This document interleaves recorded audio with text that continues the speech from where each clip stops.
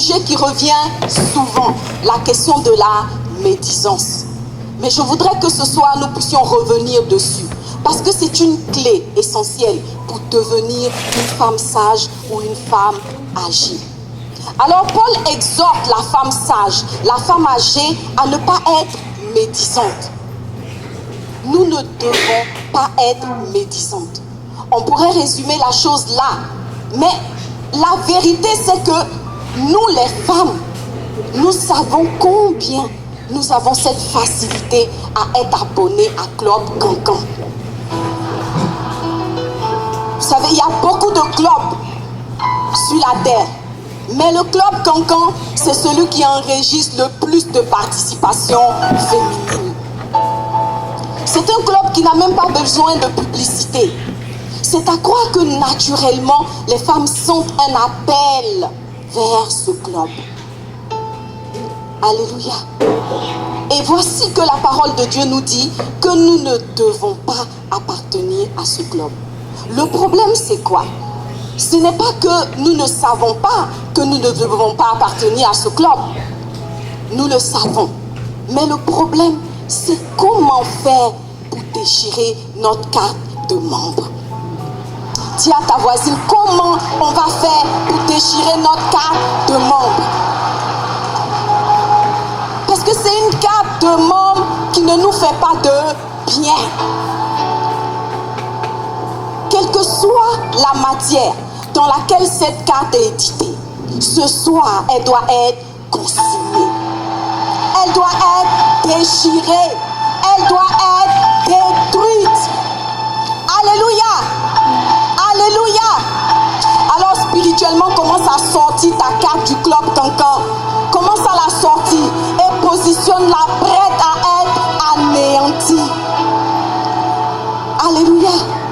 Alors, la médisance, c'est quoi?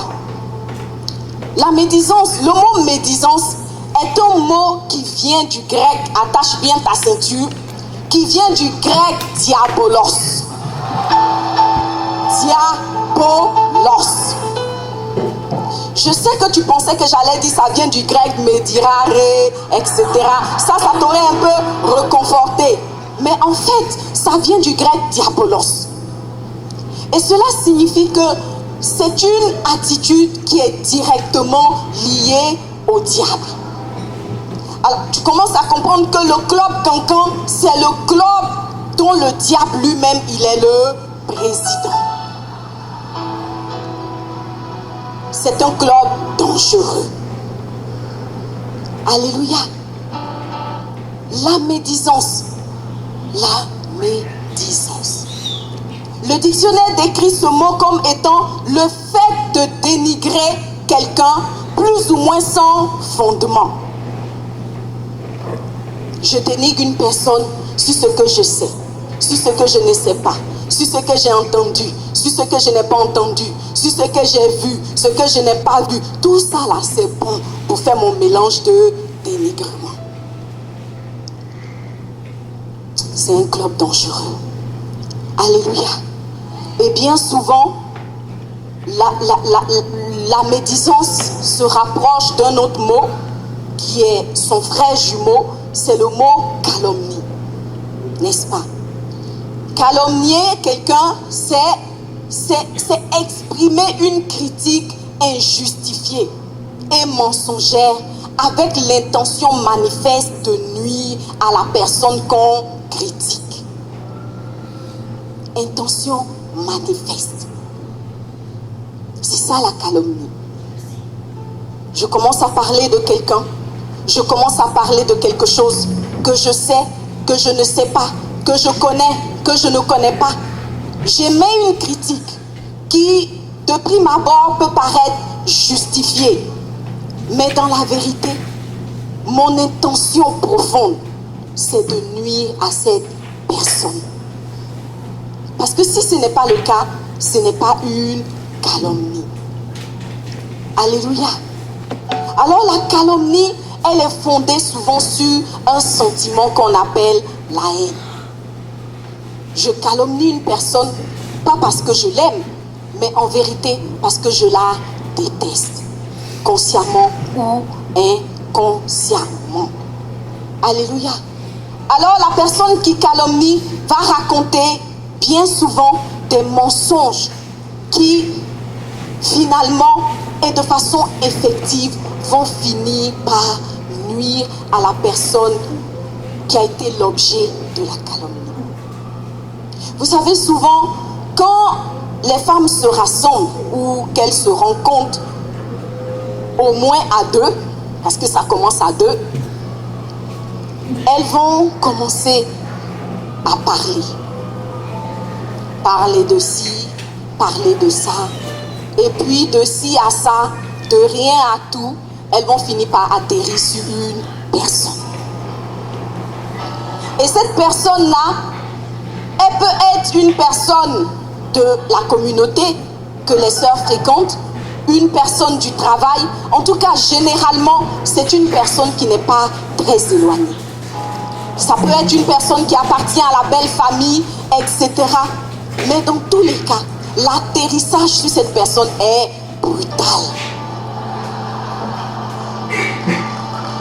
Brutal. Parce que c'est une pratique, en fait. Et je pense qu'on est nombreuses qui allons nous reconnaître dedans. On parlait de genre du dernier message du dimanche. La causerie était bien, c'était édifiant. Et puis brusquement, est-ce que tu as vu la sœur Gasparette ce dimanche? Alors, je vous ai dit atterrissage brutal, toujours. Donc, la deuxième, la co-causeuse, en fait, ne s'attendait pas à ce qu'on parle de Gasparette. Donc, l'atterrissage l'a fait remuer un peu. Ah, Gasparette, oui. Qu'est-ce qu'elle a fait? Mais tu ne l'as pas vu au culte là ce dimanche. La co-causeuse va d'abord penser que Gasparette a donné une parole de prophétie, une parole de connaissance. Donc, en général, la co-causeuse n'est pas du diabolos au départ. Elle devient en fait du diabolos par quoi? Par contagion, par complicité. Alléluia. Et c'est là où on comprend que c'est une œuvre du diable. Parce que toi, on t'amène une nouvelle brutale. Est-ce que tu es obligé de parler dedans? Parce que le truc, c'est qu'elle ne va pas se contenter d'écouter. On te dit oui, est-ce que tu as vu Gasparette le dimanche? Tu dis oui. On te raconte une histoire. Ah, Gasparette a fait ci, elle a fait ça. Tu n'as pas vu, mais forcé, tu vas dire ah oui, c'est vrai. Tu n'avais pas vu. Du coup, tu deviens du diabolos comme la première causeuse. Alléluia. Et la calomnie et la médisance sont très très dangereuses. Parce que vous savez, il y a une chose que la Bible dit. La Bible dit, il n'y a rien qui va rester caché. Ce que tu auras dit sous le lit sera révélé. Ce que tu auras dit dans une pièce avec les portes fermées sera révélé. Et donc, que tu le veuilles ou pas, l'échange qui a eu lieu entre ces deux personnes finira par se savoir. Et la victime, le sujet de la calomnie va finir par l'apprendre. Et vous savez, quand on reçoit le vent de la calomnie, c'est quelque chose qui est très blessant. Toutes les personnes qui ont été calomniées et qui ont reçu la nouvelle d'une façon ou d'une autre sont des personnes qui ont été détruites d'une façon ou d'une autre.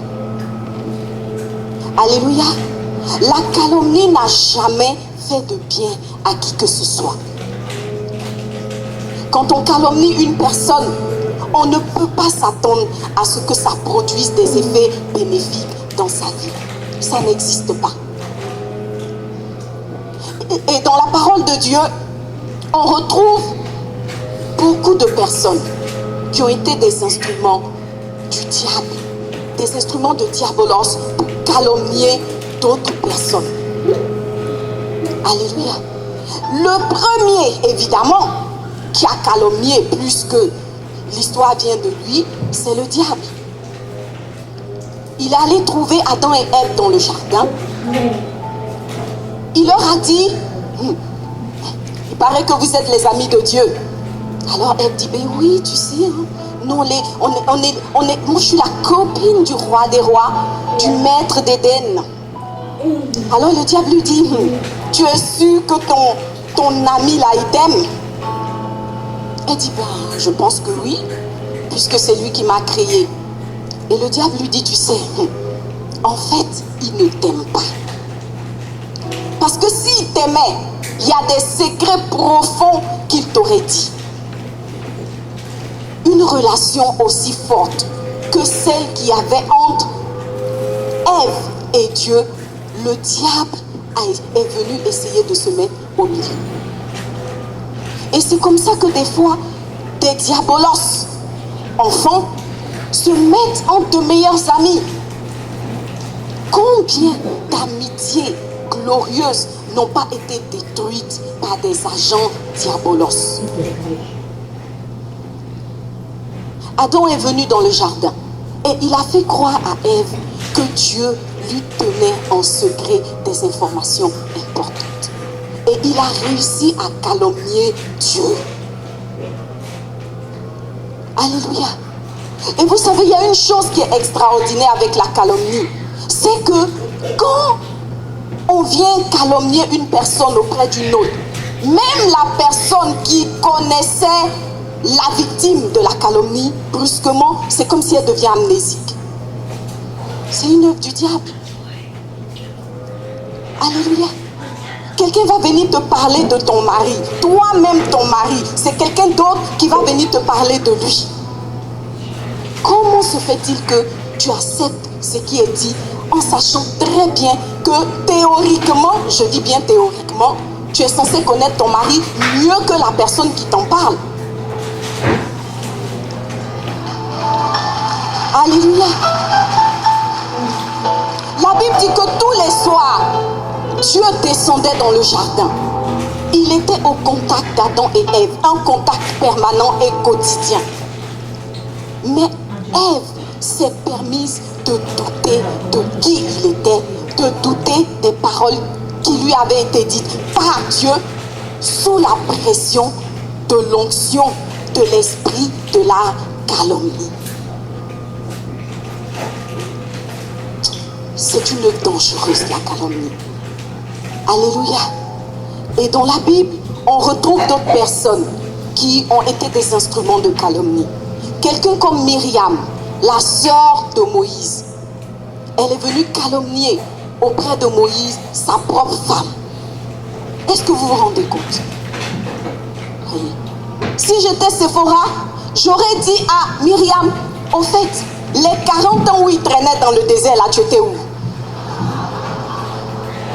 Tu étais où? Vous savez, c'est facile de s'asseoir et de critiquer les autres, de critiquer ci, de critiquer ça. Mais qu'est-ce que toi tu fais pour que quelque chose soit différent? Et pour qu'on n'ait pas besoin de critiquer ou de calomnier. Et souvent, les personnes qui calomnient, c'est les personnes justement qui vont rien. Alléluia. Séphora, dans le désert, avec sa famille, elle a accueilli Moïse. Ils l'ont gardé, ils l'ont nourri, ils l'ont même, si on lit la parole de Dieu en profondeur, délivré des démons de l'Égypte. Toi, Myriam, tu étais assise en Égypte là-bas, incapable de libérer qui que ce soit. Et brusquement, tu as la révélation que Séphora n'est pas la femme qu'il faut à ton frère. Dis, Myriam, laisse-nous tranquille. Et quand je dis Myriam, quand tu dis Myriam, pense à la personne qui est en train de t'entraîner vers la calomnie. Dis, Myriam, laisse-moi tranquille. Et puis il y a eu la femme de Potiphar qui a calomnié Joseph auprès de son maître. Et vous voyez, encore une fois, c'est comme si Potiphar avait été atteint d'amnésie. Diablos était en action.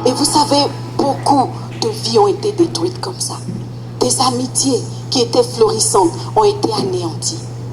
Des relations entre belles-filles et belles-familles, beaux-frères, ont été anéanties simplement par les œuvres de la calomnie. Des unions qui auraient pu servir à bâtir des choses essentielles, des choses qui font partie du plan de Dieu, ont été stoppées parce que des agents de diabolos ont fait l'œuvre de la calomnie.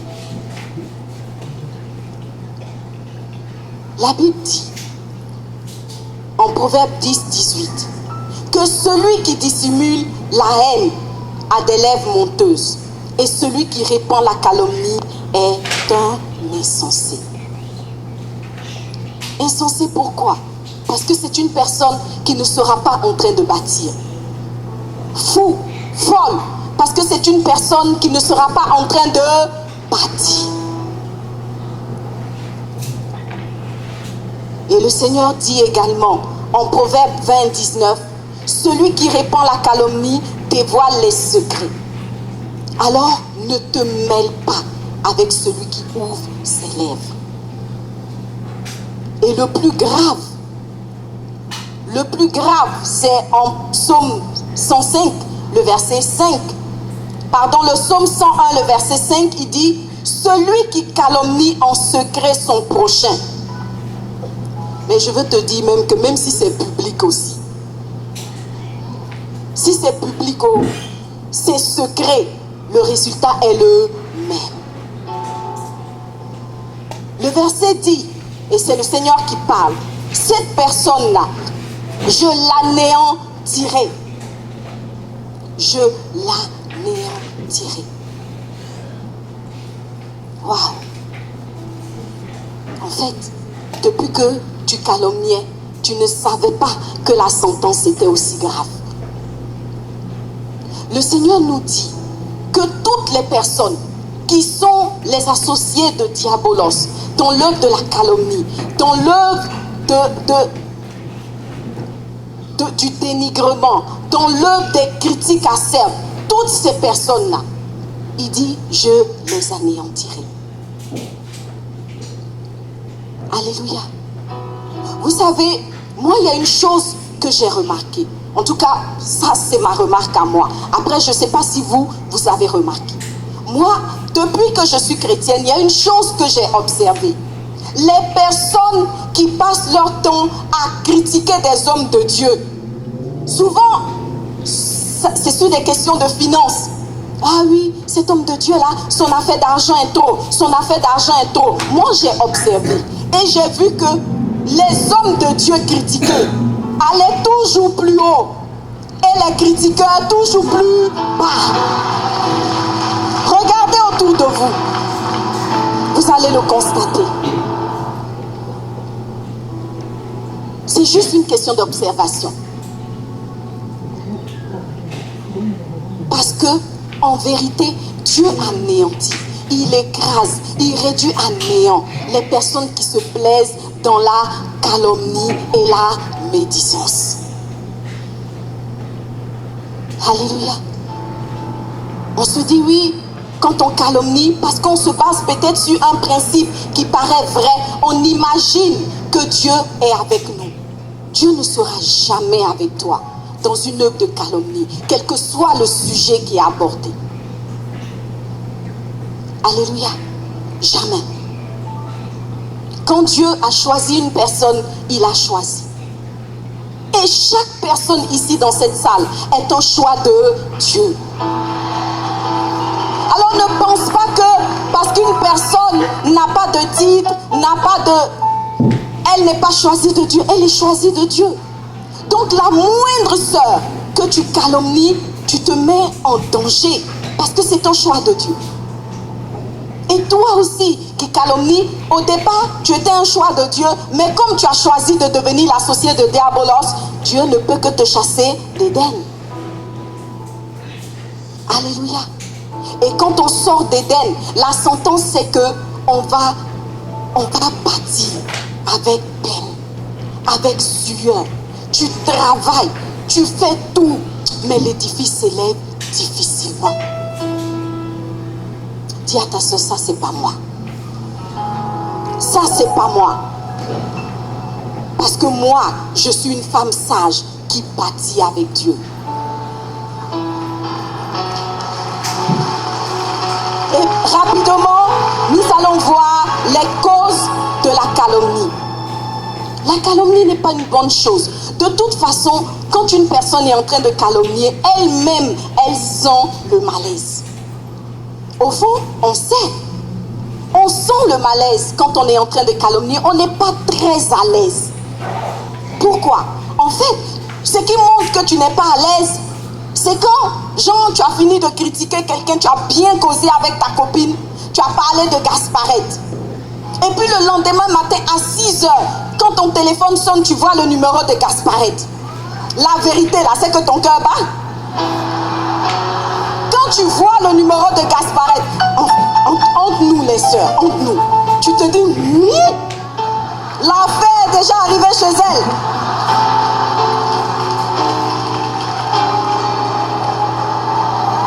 Ton cœur bat. Parce que tu sais que l'œuvre que tu as faite la veille n'est pas une œuvre de Dieu. Et tu as peur que la chose soit déjà connue et que Gasparette t'appelle pour régler les comptes. Donc tu as du mal à décrocher. En tout cas, moi, ça m'est déjà arrivé. Vous, il y a longtemps que vous êtes des femmes sages.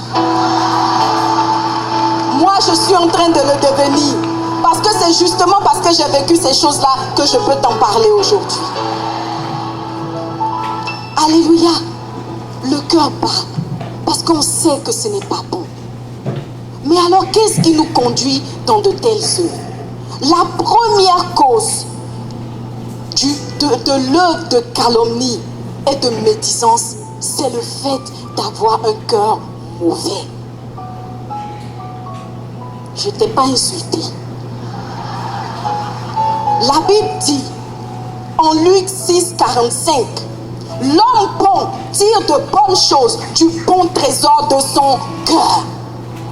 L'homme bon, la femme bonne, tire des bonnes paroles, des bonnes choses du bon trésor de son cœur.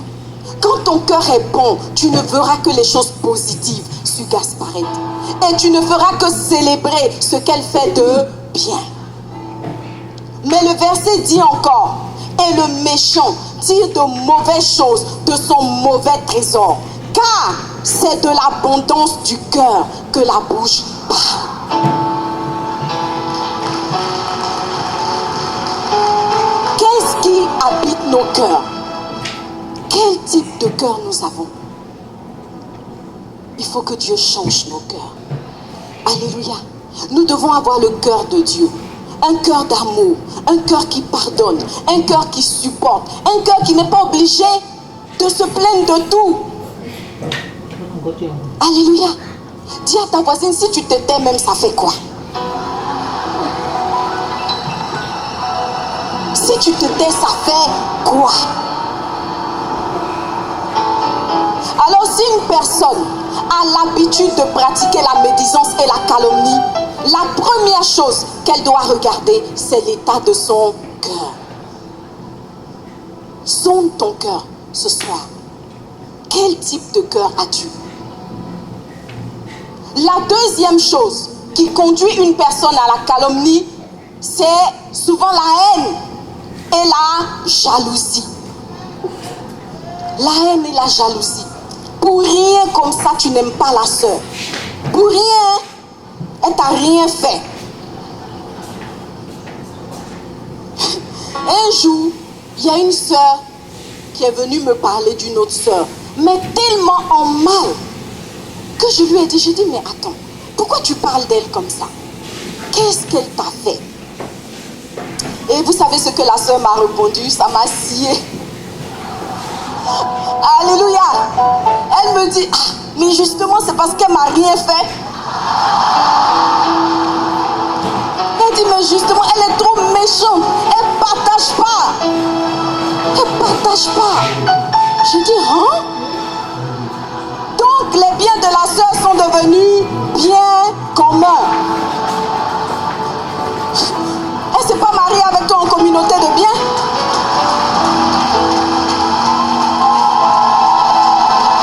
Alors lâche la haine injustifiée.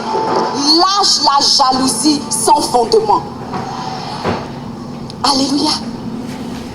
Laisse les sœurs tranquilles. Amen. La jalousie, la haine, ça n'a pas de raison d'être. Peut-être que la sœur possède tout ce que tu voudrais qu'elle partage avec toi aujourd'hui. Mais quelqu'un a dit, ton temps arrive. Ta faveur est en marche. Ta bénédiction à la porte. Donc pourquoi est-ce que tu vas prendre le risque de voir tout ça être écrasé par une attitude qui ne glorifie pas Dieu? Dis à ta soeur, maîtrisons-nous.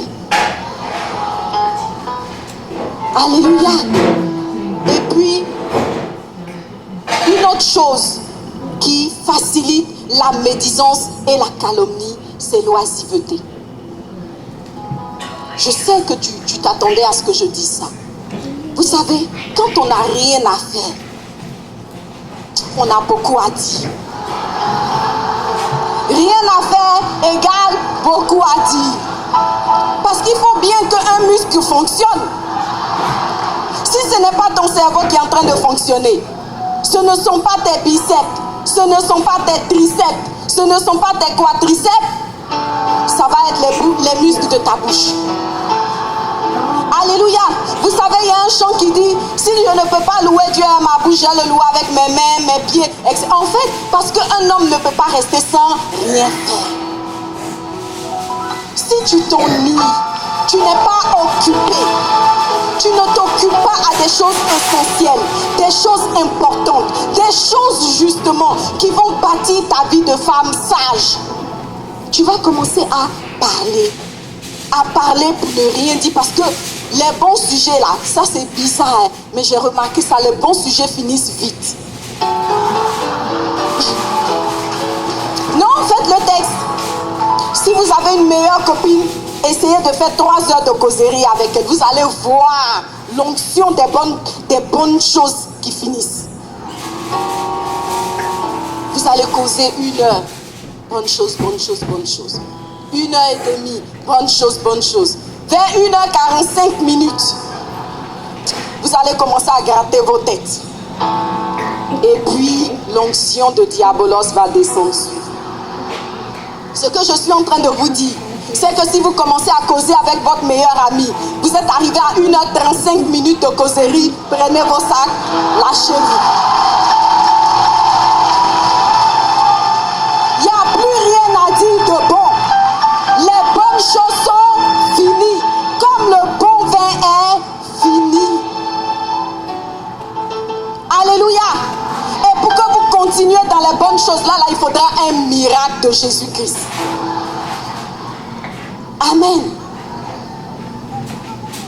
Dis à ta soeur, cherchons-nous